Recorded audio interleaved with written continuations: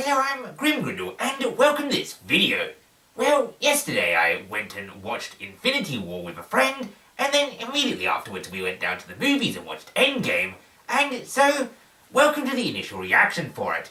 This is not going to be a spoiler-free review. So much happens in the movie, and so much of it is important, and really to talk about any of the movie is going to spoil it, and so I really don't know how to review the movie without spoiling it, and so fair warning, this is going to be full of spoilers. I'm not even going to try to avoid them. If you want the spoiler-free review, it's excellent, it's mind-blowing, it's probably one of the most, if not the most impressive movies I've ever seen, and so go see it, but you're going to anyway, weren't you?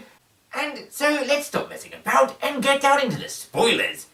Marvel's Avengers Endgame. Wow. Just wow. What can you even say about this movie? There's so much that happens in it.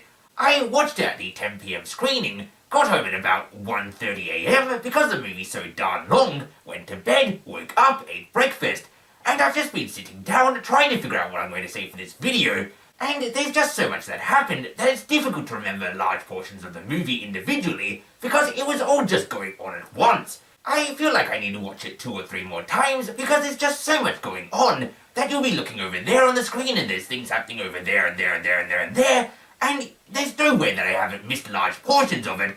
But on the bright side, the movie is so damn enjoyable that I'll definitely happily watch it 2 or 3 or 4 or 5 more times because it's just that good.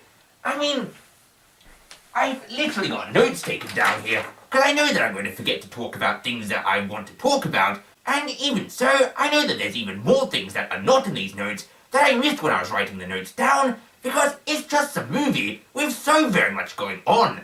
I mean, I don't even have Hawkeye's cool Green Arrow style killings here, which in itself could have been a movie. I mean, emo Hawkeye was so damn enjoyable, he really went dark side in this movie, although I did feel at some points, I felt like after he killed some people, he was going to say something like, "You failed this city," because it was very Green Arrow-esque.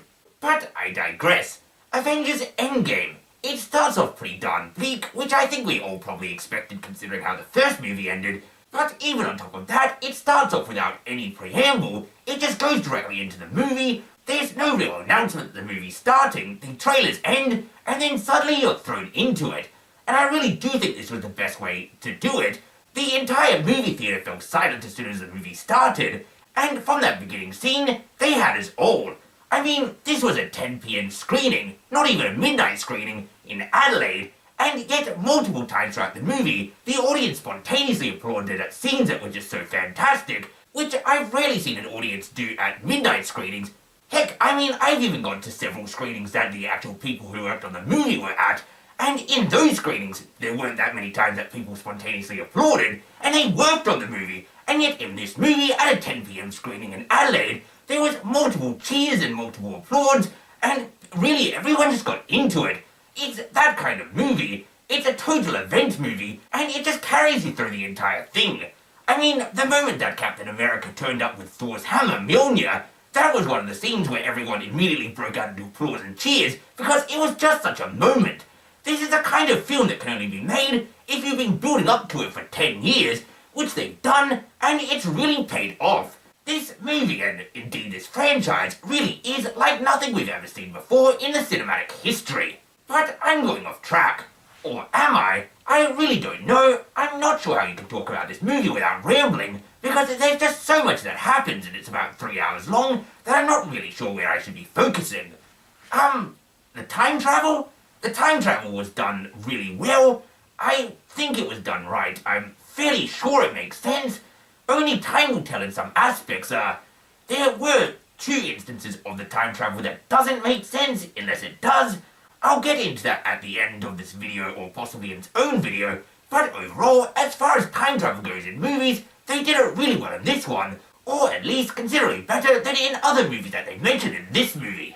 Visiting other previous movies, fun, really well done. I was worried when they first started doing it, I thought it was going to be a bit clip show-esque, but no, it wasn't gratuitous, it was just fantastic, and it led to some very funny scenes that once again drew on the long history of the Marvel Cinematic Universe.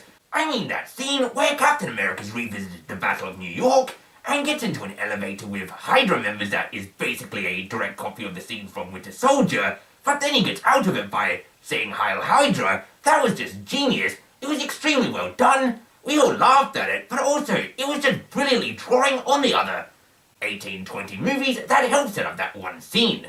And on top of that, there were so many more subtle details, like Captain America fighting Captain America. It was just cool to see Captain America prior Winter Soldier, where he's so much more hopeful and so much more Boy Scoutish, versus the Captain America of now time, post Winter Soldier, post the events of Infinity War, where he's a little bit less optimistic and a bit more of a realist. Skipping around a bit more, I'm rambling, but that's okay. All of these initial reaction videos are rambling. They're not proper reviews and we're never supposed to be, so I don't really mind, and I hope you don't either. The giant battle scene.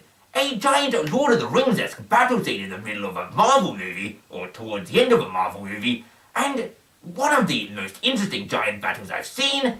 There were wizards, there were robots, there were generic blob monsters, there were the giant Chitauri warriors from Avengers, there were warriors flying around on Pegasuses, there were giants. I mean, gosh darn, coolest large-scale battle I've seen for ages, so for that alone I'm giving the movie high marks, but that in itself is only the beginning.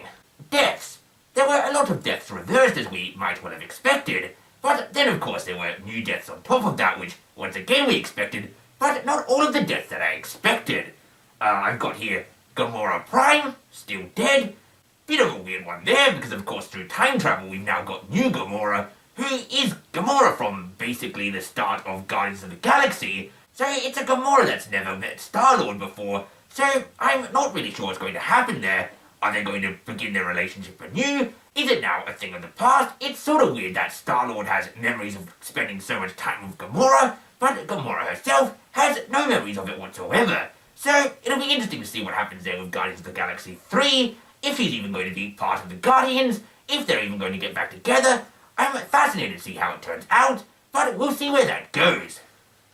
Iron Man, very tragic, so well done. They built up to it for so long and they executed it beautifully, and it really is what the character deserved, so I'm glad they sent him out like that. Vision. Still dead. I don't really care. I liked Vision in Civil War, but in Infinity War he really did nothing of note, so whatever. Sad to see him go, but not very. I've got here also Captain America's youth. True, Captain America not dead, but definitely probably not going to be taking up the fight any longer. They did that quite well. I'm not really sure how it makes sense. That's the other thing with time travel that I'm going to get to later. But once again, they've hired his retirement really well. Maybe not as well as I would have given it. It's probably not the retirement he should have gotten, but it's definitely the retirement he deserved. So I'll give it a pass. You have to have some happy endings every now and then, and I'm glad he got one himself. I've also got here under deaths Thor's health. I thought that was really funny. As an Australian, whenever I'm travelling overseas and people go, "Oh, you're Australian, I love Australians. Chris Hemsworth," and I'm thinking, oh dear, I'm no Chris Hemsworth. Well, it's good that now Thor's got a body that I can aspire to. Thor is now my summertime body target. I think I can probably achieve it. I just haven't drank 5 years worth of beers in, the next 6 months, but it's a goal and I think I can get there. I really thought that Thor's look was really funny. I quite like that when he transformed his beard braided itself. Overall, I do hope he slims down a little bit in Guardians of the Galaxy 3, which he appears like he will probably be in, but for this movie at least, it was really good. It was kind of interesting to see Thor completely hopeless and kind of slowly regaining some of his hope, but not entirely. It was a good amount of character development, and it really showed just how much of a toll Infinity War took on him, and the 5 years that followed. And I think that's one of the big things about this movie. There is so much weight to it. None of the characters got off scot-free. All of the characters changed a little bit over it. I haven't written it down here, but Black Widow, also dead. I mean, that's a major character dead, and I didn't even write it down when I was taking the notes, because there's just that much going on. We'll be seeing her again in the prequel movie though, so I guess she's only chronologically dead, but as far as a character goes, she lives on. And on the subject of the toll it takes on the characters, it is really interesting where this movie leaves the cinematic universe in a hole, because while they did save everyone, mostly, they really didn't fix everything, or at least they didn't undo everything. what we have now in the Marvel Cinematic Universe is a universe in which half of the population of the entire universe has lived on in 5 years of just horrible depression, knowing that they failed and half of the people they know are dead, and the other half, well, they feel like nothing's happened at all and they've woken up 5 years later. So that's going to be really fascinating to see how it affects it. I hope they do play up on it, because basically you've got half of the universe's population coming into a world they don't recognize. I mean, presumably a lot's changed over these 5 years, but the other half are basically living with horrible post-traumatic stress syndrome. They've lived through 5 years of hell. How are they going to integrate with their family members thinking that they've been dead for 5 years? How is the entire universe going to come together with this? It's going to be complete chaos, and I really hope it's not ignored. It looks like it might have been at least slightly ignored with Spider-Man, which I sort of hope is a prequel, because looking at the trailer for that, well, it looks like all of the main gang is there, which doesn't really make sense. I mean, unless every single main character in Spider-Man got snapped. I can't snap with gloves on, I don't know how Thanos does it. But unless all of the main cast in Spider-Man got snapped, well, at least half of them should be older than they are now, and so it doesn't really make sense that they're not and they're all in the same year. So, hopefully a prequel. I don't see what's going on, but I'm interested in finding out, and I hope they don't ignore the effects of this on the entire universe going forward. See, it's a good thing I took notes, because I keep forgetting things. Valkyrie and, Taika Waititi's Rock character, it was cool to finally see what happened with them. I guess all of the speculation was right about the ship at the start of Infinity Wars being cut in half, and we do have a small handful of Asgardians left now. Really, really small handful. There's not many at all of them, it's a very tiny village's worth. But once again, that means we now have superhero aliens living on Earth as their own little community. So just like the 5-year gap difference now, I look forward to seeing how this plays out and affects the entire MCU. Also, speaking of Valkyrie, and once again throwing back to the big battle I was talking about earlier, when we were getting the shots of the village, I didn't see any of the Pegasuses hanging around, so I wonder where she's been keeping them. Did the Asgardians evacuate their Pegasi onto the ship when they were fleeing Asgard in Thor Ragnarok? And if so, well, where do they keep the Pegasi? Because they were definitely involved in the final battle, so I'm interested about that. Minor downside to the movie though, however, we do once again see the Wakanda warriors, and once again, they fight without their war rhinos. Where are the war rhinos? Bring them back, I want my war rhino! And finally, time travel. I'm not going to go into too much detail about how it works in this movie, or at least how I think it works, but if it works the way that the Ancient One seems to have explained it did, then through the Avengers' actions, we've now got multiple different split timelines that split off from the Prime timeline, one of which, seemingly Loki is still alive and was never captured at the end of Avengers. So, even though it's not in the Prime timeline, we do now have the possibility of Loki continuing to survive and thrive. So, it'll be interesting to see what happens there. Obviously, they have the ability to go through these different realities, and so I'll be interested to see if Loki ever returns. But that's where I'm going to end this video. So much happens, and no doubt I missed so much of it. It's a 3-hour movie, and this is just a short reaction to it. Definitely go see it. I'm sure I'll be making other follow-up videos about it in the future. It's well worth seeing. It's a historically impressive movie, it's extremely enjoyable, and it really is one of the best films I've ever seen. So go see it. Tell me what your favourite bit of it that I've not mentioned was in the comments below. If you'd like to join me on social media, a link to my Twitter is in the description below.